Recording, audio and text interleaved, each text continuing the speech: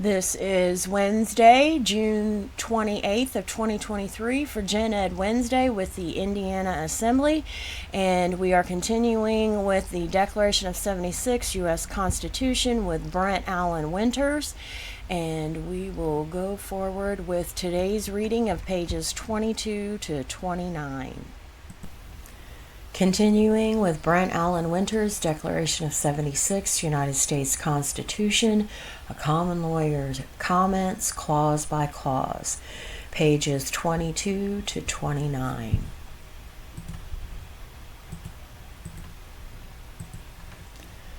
To continue, such has been the patient sufferance of these colonies, and such is now the necessity which constrains them to alter their former systems of government. The history of the present King of Great Britain is a history of repeated injuries and usurpations, all having indirect object the establishment of an absolute tyranny over these states. To prove this, let facts be submitted to a candid world. Comment. The phrases absolute tyranny used in this clause and absolute despotism used in the previous clause mean enslavement. Much of our Declaration's language is taken from the First Continental Congress's first meeting on 14 October 1774, resolving that the acts of King and Parliament demonstrate a system formed to enslave America. Unlike the civil law tradition, which elevates law, its code, over facts, our Declaration is fact-driven. The facts of a matter, says our common law, reveal the applicable law, not the other way around. For 166 years before our Declaration, Parliament had left her American colonies alone because during the 17th century, Parliament was occupied with trying to keep the Crown from overreaching its common law limits. Contention gathered, swelling into full-pitched war, ending with Parliament's victory, but resulting in British migrations to Britain's land claims in America. During this prosperity, Parliament and its kings paid little mind to the American colonies. Accordingly, the colonies grew strong in numbers, wealthy in trade, prospering beyond measure. However, the British Americans' freewheeling and intrepid ways and manners frightened Britain's German king, George III. In addition, Europe's bankers, exploiting the fears following England's 16th century internal war, had set up their central bank in England. King George was one of its chief beneficiaries. Consequently, he persuaded the then split Parliament, albeit according to his German, not English sensibilities, competing for his loyalty, to help him get control of the colonies. George misunderstood that common law is against monopolies, demanding that government never interfere with or chill common law's freedom of association, which includes freedom of disassociation and to associate by contract, i.e., the law of promises, and freedom of choice of currency. In short, George blundered. Europe's central bank shareholders lost the American colonies with their monopoly of banking and trade in those colonies. Number 3.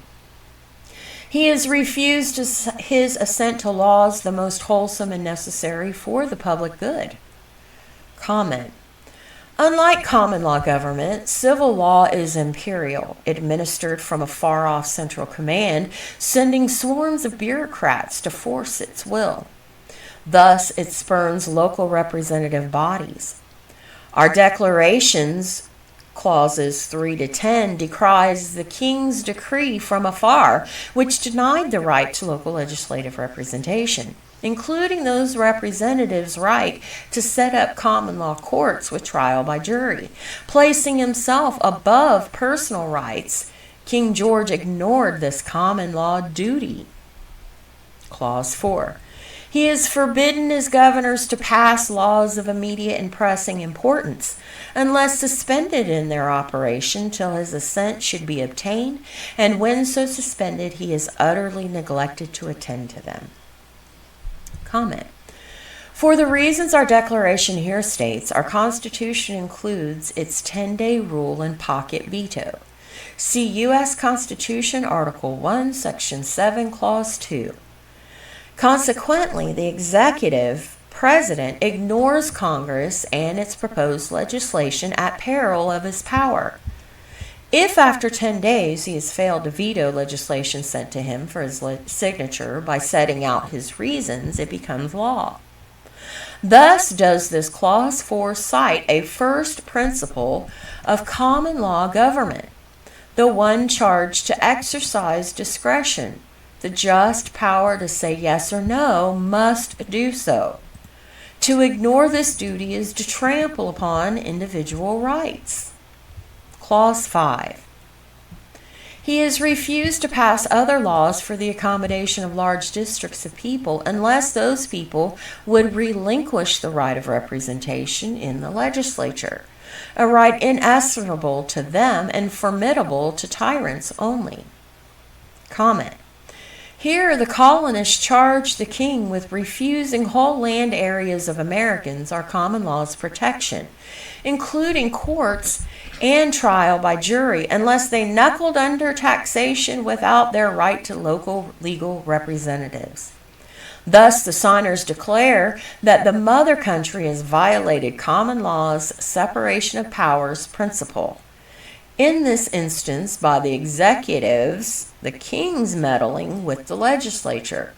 The king, by refusing to annex whole areas of new settled wilderness until the inhabitants agreed to give up their right of sending representatives to their legislature, held them hostage. British at heart, the colonist mindset was fixed in the tradition of centuries of Anglo-Dane custom that the people choose their king from among their kith and kin. That king, in turn, was duty-bound to appoint judges, shire reeves, sheriffs, meaning county agents, and bailiffs to summon jurors. In short, the king was to put the machinery of courts in place and then stay out of the court's business. Americans later, pushing beyond the frontier, set up their own common law courts without waiting on governments back east to do so. In time, state and federal courts ratified the findings of these local courts. Examples abound. In fact, Americans learned that the meddling of a far-fetched government in their local courts thwarted the due process that arose among them by nature, i.e., through courts of common consensus, juries. Nowhere is the natural arising of common law courts, juries, and due process better seen than among the mining districts from the tin fields of Cornwall to Spain and from the gold fields of Georgia to California, where unlearned yet able men all arrived at the same first principles of common law and government.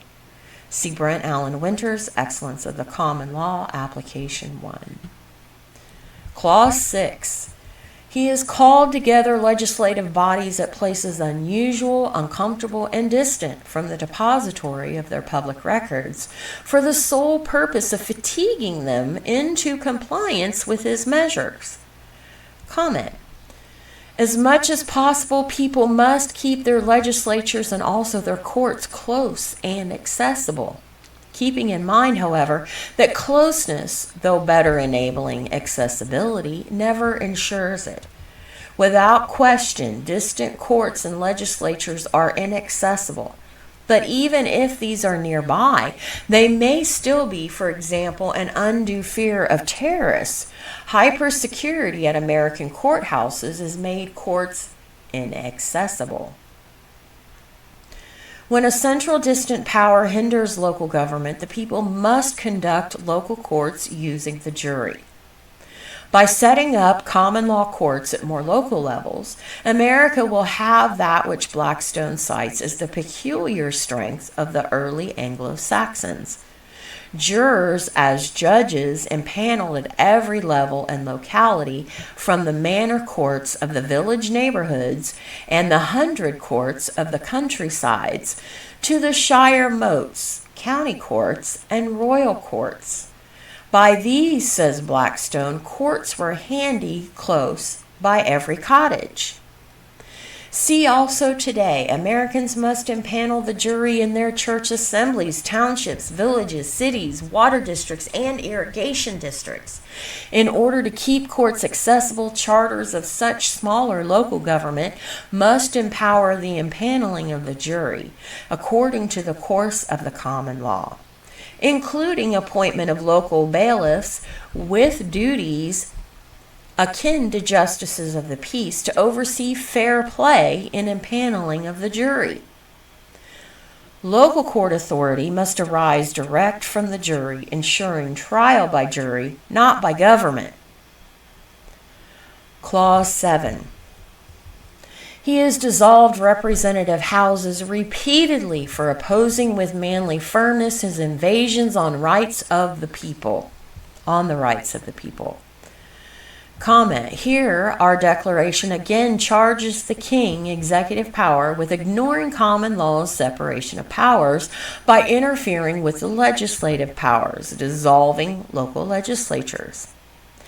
In the common law tradition, each of the three powers of government, legislative, legislators of law in general for the future, executive, enforcer of law in the present, and judicial interpreter applier of law in specific cases in hindsight of the past, are under duty to keep each of the other two powers from encroaching or otherwise usurping its office.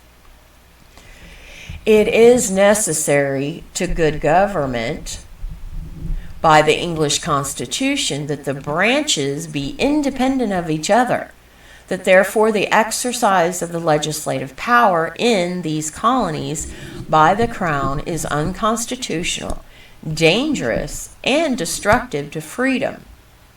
First Continental Congress, 14 October 1774.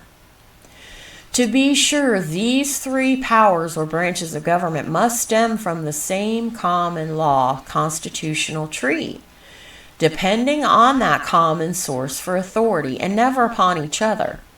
In short, each branch must keep independent of the other and dependent upon our Constitution's common law principles.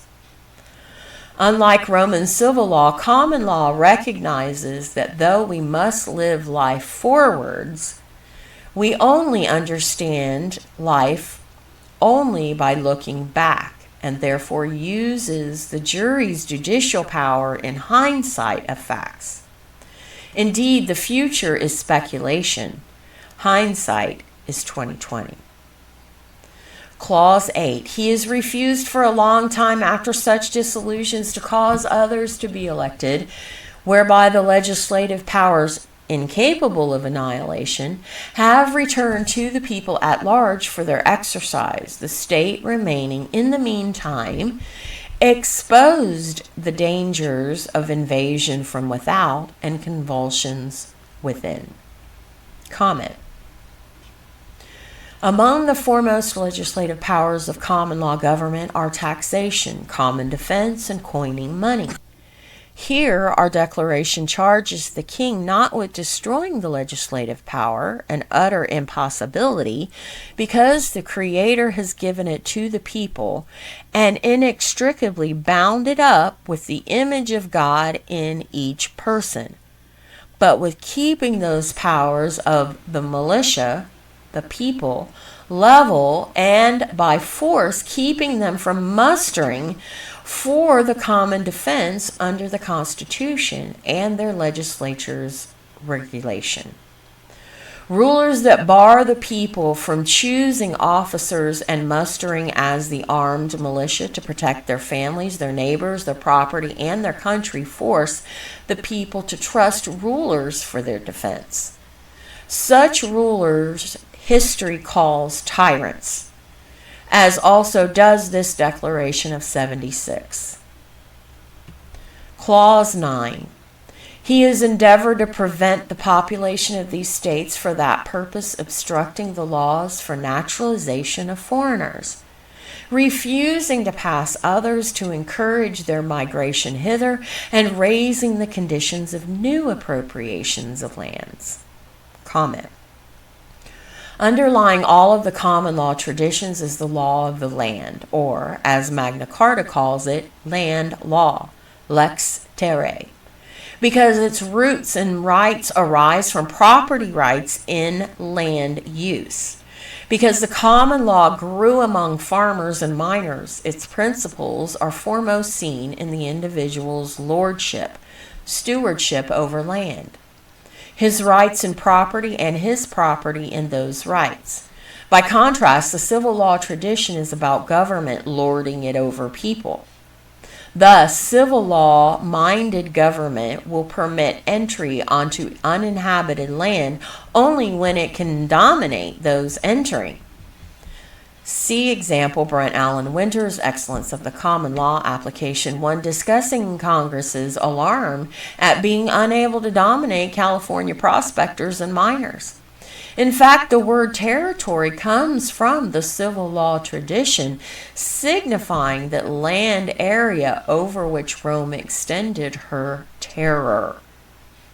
Civil law government dominates and controls through terrorism the inciting fear of others, or that of government itself. At common law, any government that tries to bar or hinder inhabitation and profitable use of that country's uninhabited and dormant land flies in the face of God. Land is God's blessing to mankind. By it, he can live. Without it, he dies. Consequently, God wills that his uninhabited earth or land be always open to entry and good stewardship, because the land and its wealth are his. In fact, by first principle of the common law and scripture, the landowner that neglects to put his land to good use must yield it to the one aggressive enough to do so. Thus, says Moynihan, the common law recognizes adverse possession, that strange and wonderful teaching which encourages production to the good of all. By this same principle, America's Homestead Law of 1862 opened her inhabited tillable lands. Her Mining Law of 1872 was opened her mineral lands. Virgin land in most of the colonies was available clean to the Mississippi, but as Nimrod at Babylon, King George and his cronies wanted the colonists crowded close along the seaboard, handy for ease of fleecing through their tax-supported trading and banking monopolies. As did King George, the general government is now ever more raising the conditions of new appropriations of land. Using hyper-detailed administrative codes, its bureaucrats keep farmers from farming their land, bar new lands from being formed, and make mining of new claims impossible. Administrative law codes are the pretended legislation of our Declaration's Clause 15, such of which Christ showed the deepest hatred against its bureaucrats. He delivered his most stabbing words of doom. See example Matthew 23 verse 4, chapters 13 to 15. Oh no, these are all same verses. Chapter 23 verses 4, 13 to 15, 23, 25, 27, 29, and then Luke chapter 11, 46.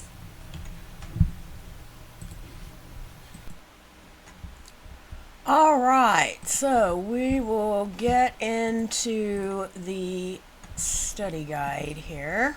All right. Now yes, good. Okay.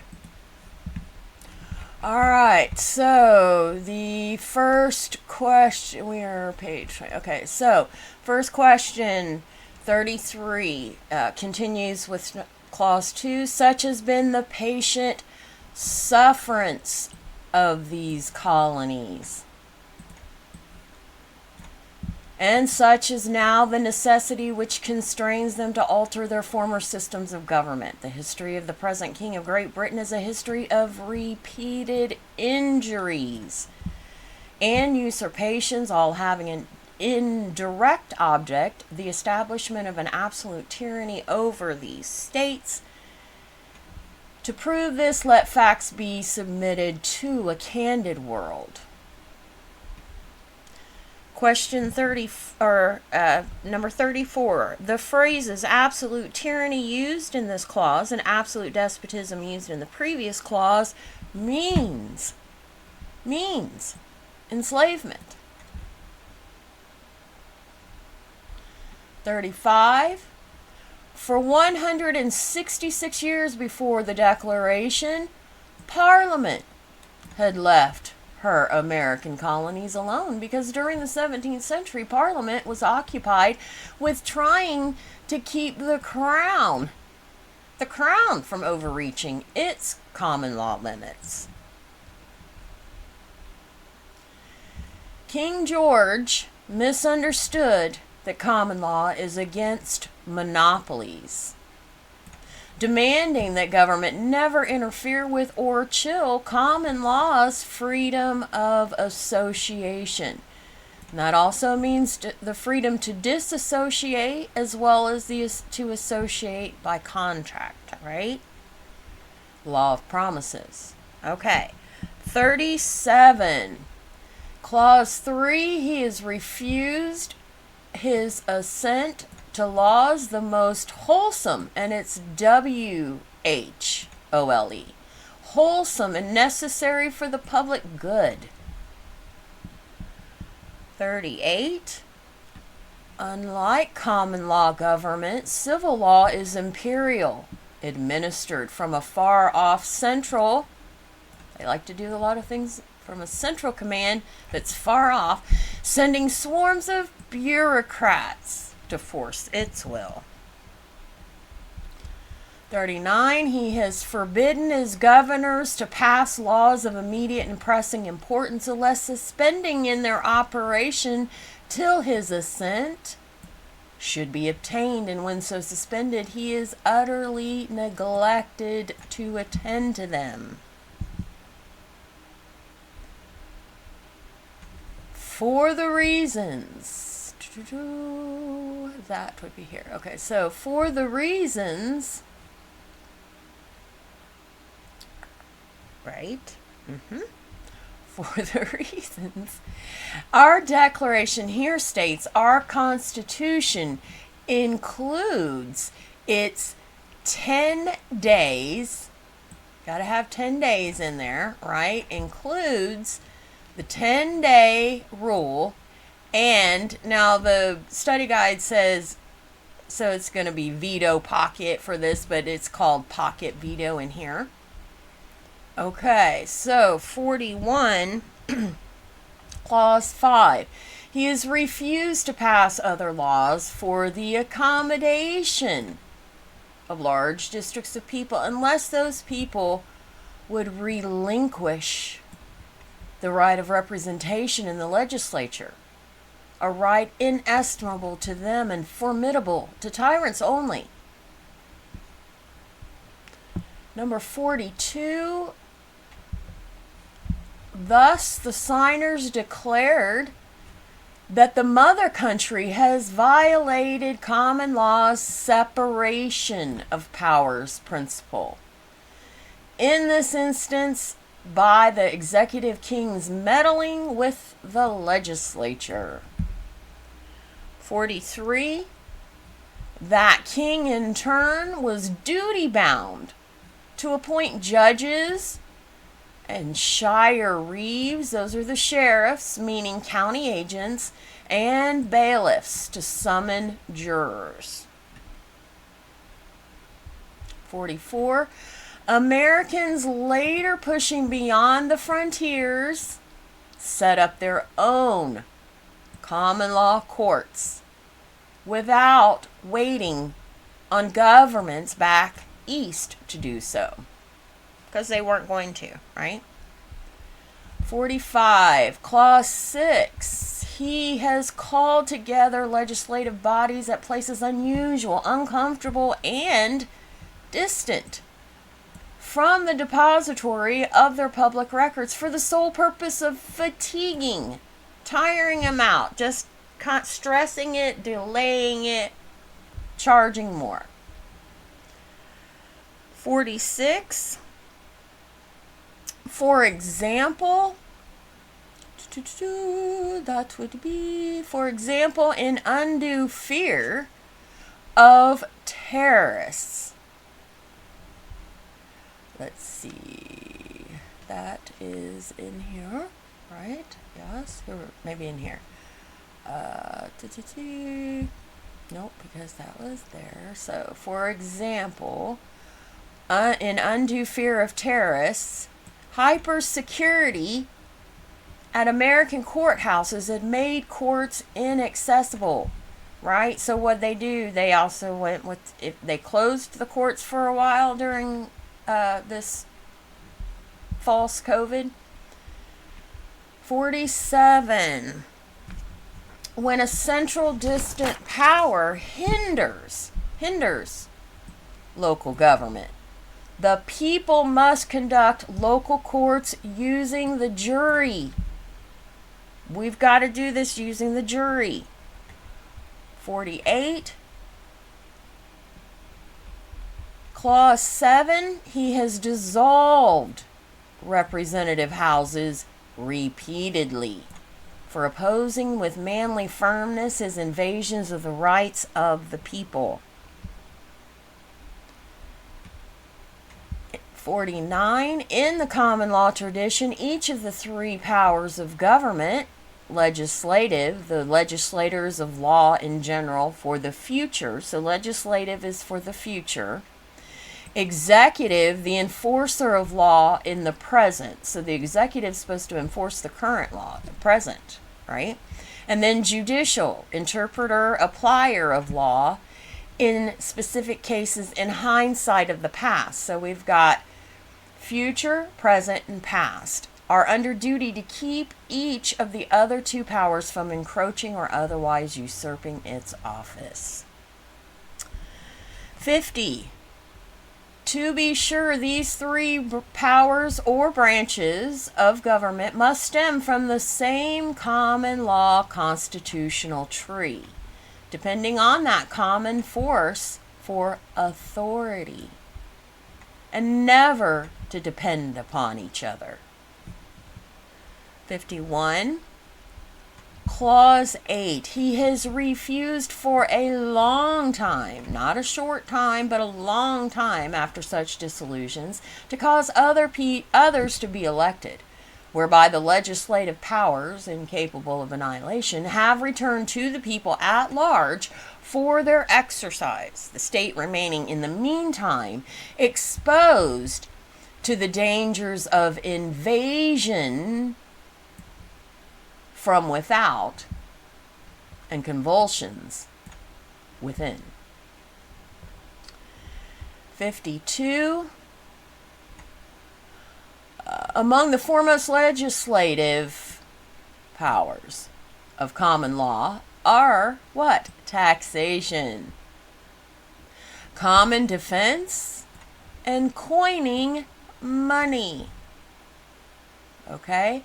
So that's why you're more than capable of looking into alchemy processes of turning into gold and stuff. It's that when you're then trying to coin it for a state or country without their authority, then it's a serious offense. Okay, 53. Rulers that bar the people from choosing officers and mustering as the armed militia to protect their families, their neighbors, their property, and their country, force the people to trust rulers for their defense. 54. Clause 9. He has endeavored to prevent the population of these states for that purpose, obstructing laws for the naturalization of foreigners, refusing to pass others to encourage their migration hither, and raising conditions of new appropriations of lands. 55, thus civil law-minded government will permit entry onto uninhabited land only when it can dominate those entering. 56, at common law, any government that tries to hinder habitation and profitable use of that country's uninhabited and dormant land flies in the face of God. And that's what they're trying to do with every bit of this, is to go against God, right? Thus, says Moynihan,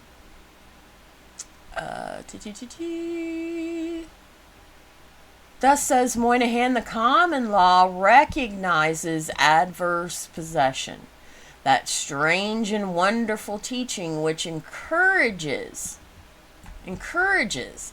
production to the good of all.